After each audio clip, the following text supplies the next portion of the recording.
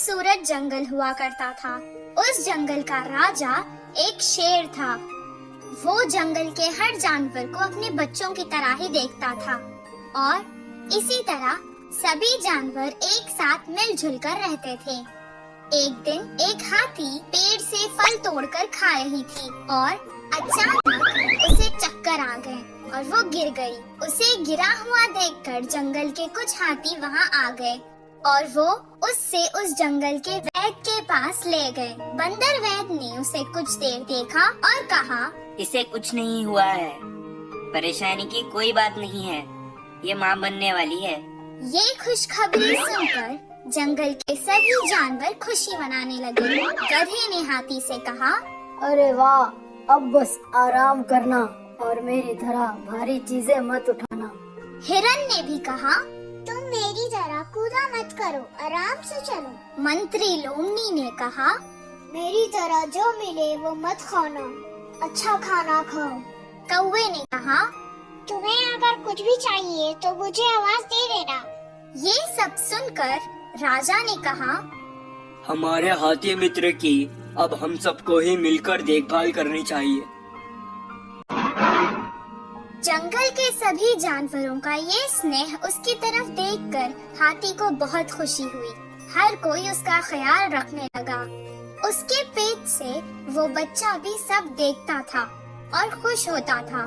एक दिन उस मासूम को प्यास लग रही थी। माँ, मुझे बहुत प्यास लग रही है, पानी पी लो ना।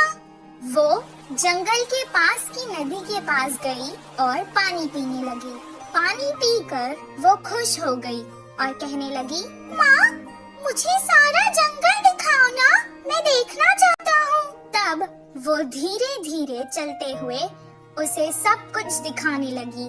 उस खूबसूरत जंगल को देखकर उसके बच्चे को बहुत खुशी हुई। अचानक वो रास्ता भटक गई और जंगल के पास के गांव में आ गई। उस गांव में दो शरारती बच्चे रहते थे।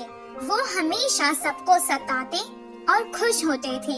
गांव के मुखिया की कई डांट पड़ने के बाद भी वो ना बदले, बल्कि उनकी शरारत दिन ब दिन और बढ़ती चली गई। कुछ दिन बाद उन्होंने सोचा कि पटाखों के साथ कुछ शरारत करते हैं। तब उन्होंने वो पटाखे एक अनानास में भर डाले और रख दिए। तभी वहाँ से वो हाथी जा रही थी। पटाखों से भरा अनानास उन्होंने उस बेचारे हाथी को खिला दिया। वो खाते ही अचानक हाथी के मुंह में वो अनानास फट गया और उस बेचारे हाथी का मुंह बुरी तरह से जख्मी हो गया।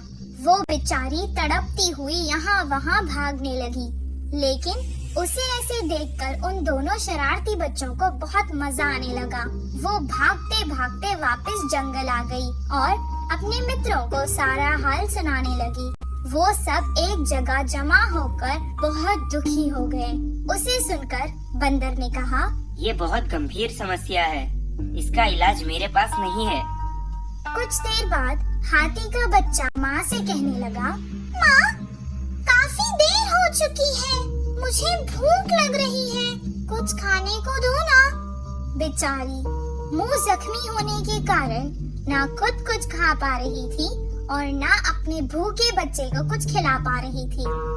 वो वापस नदी में गई और पानी से ही अपने बच्चे की भूख मिटाना चाहती थी। कुछ देर पानी पीने के बाद उसने अपने मासूम बच्चे से रोते हुए कहा, बेटा, मुझे माफ कर देना, मैं तुम्हें इस जालिम दुनिया में नहीं आने दूंगी। इतना कहकर उसने अपनी जान दे दी। हाथी की मृत्यु देखकर जंगल के सभी जानवर दुखी हो गए और उस घटना के बाद कभी कोई उस जंगल से बाहर नहीं गया।